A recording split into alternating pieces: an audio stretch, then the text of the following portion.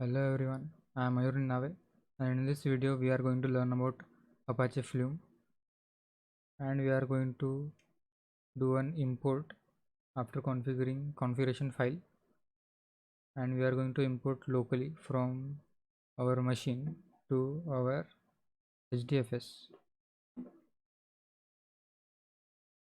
So first we did the installation part.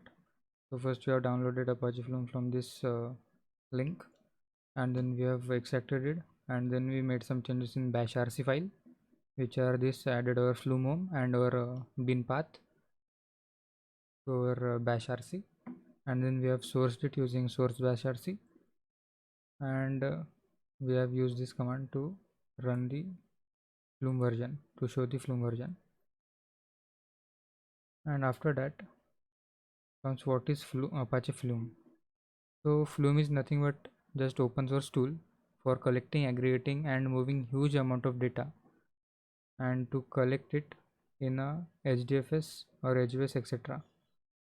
We can collect data from web API and web servers, etc. So these are some features of Apache Flume, and this is the architecture of Apache Flume. First we are gathering our data. So first we generate our data, and then we send it to agent, and then we collect it, and then we store it at HDFS or other central stores. So then we have this Flume architecture. First we have source, channel and sink. So the source gathers all of our data. As you can see, the source receives data from the data generator. It transfers the received data to one or more channels in the form of events. And then channel. A channel receives the data or events from Flume source and buffers them till it syncs, consume them. If it is transit store, so it is used as a transit store. Before going to sync, all the data is present in our channel. So what is a sink? A sink consumes data from the channel and stores them into the destination. So we use sink to store it into our destination. So like here it is HDFS. So we are storing it into HDFS. And then we have three type of data flow.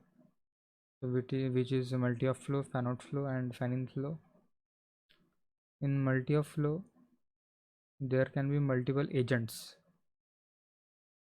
So I will tell you afterwards what is the agent. It is present in configuration file. And in fan-out flow, there is only one Flume source to multiple channels. And in fan-in flow, the data flow where data is transmitted from many sources to one channel. And these are some advantages and these are some disadvantages of Flume. And now let's come to your configuration file.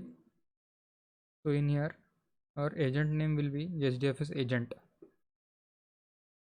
and then we are setting source for our HDFS agent, and its name is HDFS source, channel name is memory channel, and sink name is HDFS write. So first we are going to configure our source. So our source type will be netcat. Here we are taking netcat, and then we are going to import data from local host. So it is we are binding it with localhost, and we are giving our port name as anything, and here we can give it anything, and here we are taking 5 times 1, and then this is a sink. Our sink type, we are storing our data in HDFS, so our sink type is HDFS, and this is the path where we are going to store our data in Flume practice import local data. In this directory our data will be stored, and we are setting in roll interval as 30, and by default also roll interval is 30. And in HDFS the write format will be text, and the file type will be data stream. And then we are setting our channel. So our memory channel capacity will be 10,000 bytes, and our channel type will be memory, and then we are connecting or binding them. So source.channels will be memory channel, and write.channel will also be memory channel. And now let's perform our input. So after doing that,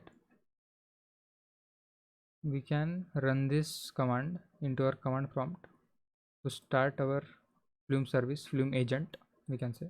So this is the Flume ng agent, then agent name -n HDFS agent, and our configuration file path, which is present over here in this directory.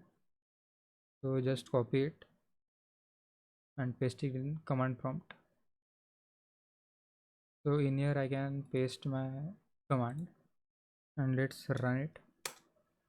So it should start the agent.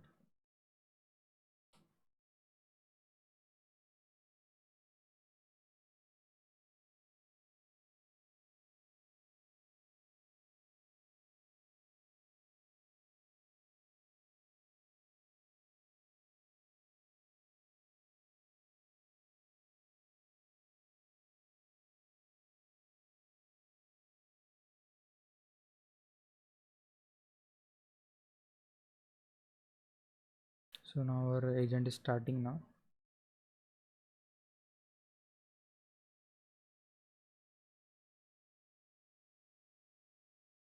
So our agent is started, and now we can pass the data to our agent which we want to put in our HDFS.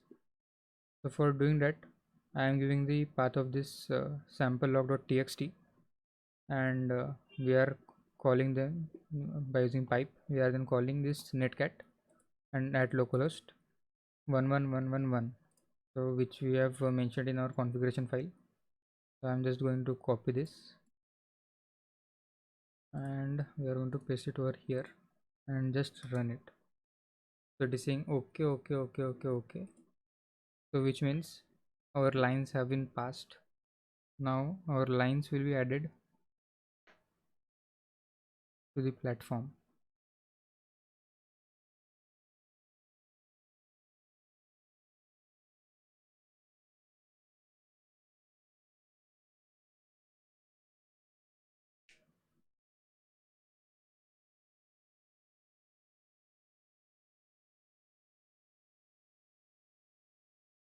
So as you can see here, first it takes our data into .tmp file and then it converts it to normal file. So just it is done now. It is now stored into HDFS. So now just check it in our UI. So these are the previous one. Now I will refresh it, and now as you can see we have this new entry, and I'm going to see this file. So as you can see, this is the contents of our file, and the first 5 lines I have imported over here. So first 5 lines are added into our HDFS.